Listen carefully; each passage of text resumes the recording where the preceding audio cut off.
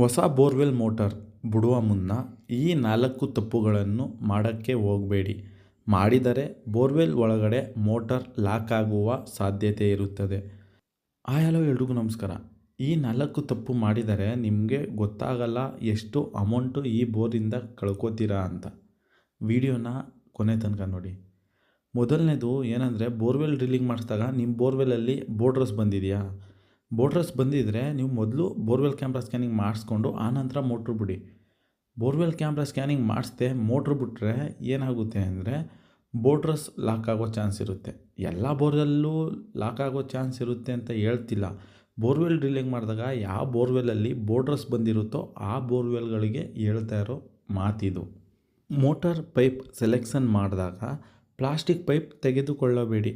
Motor ರನ್ನಿಂಗಲ್ಲಿ ಇದ್ದಾಗ ಬೋರ್ಡ್ರಸ್ ಏನಾದರೂ ಪೈಪಿನ ಪಕ್ಕದಲ್ಲಿ ಬಂದರೆ ಮೋಟಾರ್ ಲಾಕ್ ಆಗಿ ಮೋಟಾರ್ ವಾಪಸ್ ಬರುವುದಿಲ್ಲ. ತುಂಬ ಜನ ಹೇಳ್ತಾರೆ, ನಮ್ಮ ಪ್ಲಾಸ್ಟಿಕ್ ಪೈಪ್ ಬಿಟ್ಟಿದ್ದೀವಿ ಯಾವತ್ತೂ ಲಾಕ್ ಆಗಿಲ್ಲ ಅಂತ. ಹಾಗಾದರೆ ಈ ವಿಡಿಯೋ ನೋಡ್ಕೊಬನ್ನಿ. ನೋಡಿದ್ರಲ್ಲ ಪೈಪಿನ ಪಕ್ಕದಲ್ಲಿ ಯಾವ ರೀತಿ ಕಲ್ಲು ಕುಂತಿದೆ ಅಂತ. ಇದೇ ರೀತಿ ಪ್ಲಾಸ್ಟಿಕ್ ಪೈಪ್ ಪಕ್ಕದಲ್ಲಿ ಏನಾರ ಕುಂತ್ಕೊಂಡ್ರೆ ಪ್ಲಾಸ್ಟಿಕ್ ಪೈಪ್ ಆಚೆ ಬರುತ್ತೆ, ಮೋಟ್ರ್ ಆಚೆ ಬರಲ್ಲ. ಮೋಟ್ರನ್ನ ಆಚೆ ತೆಗಿಬೇಕಂದ್ರೆ ತುಂಬ ಖರ್ಚು ಮಾಡಬೇಕಾಗುತ್ತೆ. ಪ್ಲಾಸ್ಟಿಕ್ ಪೈಪ್ ಬಿಡಬೇಡಿ ಅಂತ ನಾನು ಹೇಳ್ತಿಲ್ಲ. ಪ್ಲಾಸ್ಟಿಕ್ ಪೈಪ್ ಎಲ್ಲಿ ಯೂಸ್ ಮಾಡಬೇಕಂದ್ರೆ, ನಿಮ್ಮ ಬೋರ್ವೆಲ್ಲಲ್ಲಿ GA ಪೈಪು ಪದೇ ಪದೇ ತೂತಾಗಿ ಪ್ರಾಬ್ಲಮ್ ಕೊಡ್ತಾಯಿದ್ರೆ ಬೋರ್ವೆಲ್ ಒಂದು ಸತಿ ಕ್ಯಾಮ್ರಾ ಸ್ಕ್ಯಾನಿಂಗ್ ಮಾಡಿಸ್ಕೊಳ್ಳಿ. ಬೋರ್ಡ್ರಸ್ ಏನಾದ್ರು ಇದೆಯಾ ಇಲ್ವಾ ನೋಡ್ಕೊಳ್ಳಿ.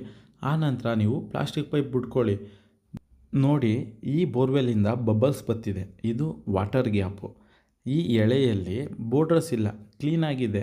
ಈ ರೀತಿ ಎಳೆಗಳಿದ್ದರೆ ಆರಾಮಾಗಿ ನೀವು ಪ್ಲಾಸ್ಟಿಕ್ ಪೈಪ್ ಬಿಡ್ಕೋಬೋದು. ಆದರೆ ಈ ರೀತಿ ಬೋರ್ಡ್ರಸ್ ಇದ್ದರೆ ಪ್ಲಾಸ್ಟಿಕ್ ಪೈಪ್ ಬಿಟ್ಟರೆ ನೀವು ಪಕ್ಕ ಲಾಕ್ ಆಗೋ ಚಾನ್ಸ್ ತುಂಬ ಇರುತ್ತೆ. ನೋಡ್ಬೋದು ಫ್ರೆಂಡ್ಸ್, ಯಾವ ರೀತಿ ಬೋರ್ಡ್ರಸ್ಸು ಆಚೆ ಬಂದಿದೆ ಅಂತ. ಮೋಟಾರ್ ಬಿಟ್ಟಾಗ ಕರೆಕ್ಟಾಗಿ ಈ ಬೋರ್ಡ್ರಸ್ ಮೇಲೆ ಬಂದು ಕುಂತ್ಕೊಂಡು ಮೋಟಾರ್ ಕೆಳಗಡೆ ಹೋಗ್ತಿರಲಿಲ್ಲ. ಅದಕ್ಕೆ ಬೋರ್ವೆಲ್ ಕ್ಯಾಮ್ರಾ ಸ್ಕ್ಯಾನಿಂಗ್ ಮಾಡಿದ್ದು. ಮೂರನೇದು, ಬೋರ್ವೆಲ್ ಮೋಟ್ರ್ ಬಿಡುವ ಮುನ್ನ ಪಂಪಿನ ಮೇಲ್ಗಡೆ ಬೋರ್ಡ್ರಸ್ ಕ್ಯಾಪ್ ಹಾಕಿ ಬಿಡಬೇಕು. ಅದು ಯಾವ ರೀತಿ ಅಂದ್ಬಿಟ್ಟು ಈ ವಿಡಿಯೋದಲ್ಲಿ ನೋಡಿ. ಈ ರೀತಿ ನೀವು ಬೋರ್ಡ್ರಸ್ ಕ್ಯಾಪ್ ಹಾಕಿ ಮೋಟಾರ್ ಬಿಟ್ಟರೆ ಬೋರ್ಡ್ರಸ್ ಏನಾದರೂ ಇದ್ದರೆ ಈ ರೀತಿ ಆಚೆ ಬೋರ್ಡ್ರಸ್ ಕ್ಯಾಪ್ ಒಳಗಡೆ ಬಂದು ಕುಂತ್ಕೊಂಡು ಆಚೆ ಬರುತ್ತೆ. ಇಲ್ಲ ಅಂದರೆ ಮೋಟ್ರ್ ಪಕ್ಕದಲ್ಲಿ ಕುಂತ್ಕೊಂಡು ಮೋಟ್ರ್ ಲಾಕ್ ಆಗುತ್ತೆ. ನಾಲ್ಕನೇದು ಏನೆಂದರೆ, ಈ ರೀತಿ ಬೋರ್ವೆಲ್ ಒಳಗಡೆ ಬೋರ್ಡ್ರಸ್ಗಳು ಬಂದರೆ ಆ ಬೋರ್ಡ್ರಸ್ ಜಾಗದಲ್ಲೇ ಜಾಲರಿಗಳನ್ನ ಫಿಟ್ ಮಾಡ್ತಾರೆ. ಅದು ಯಾವ ರೀತಿ ಅಂದ್ಬಿಟ್ಟು ಮುಂದಿನ ವಿಡಿಯೋದಲ್ಲಿ ತಿಳಿಸ್ತೀನಿ.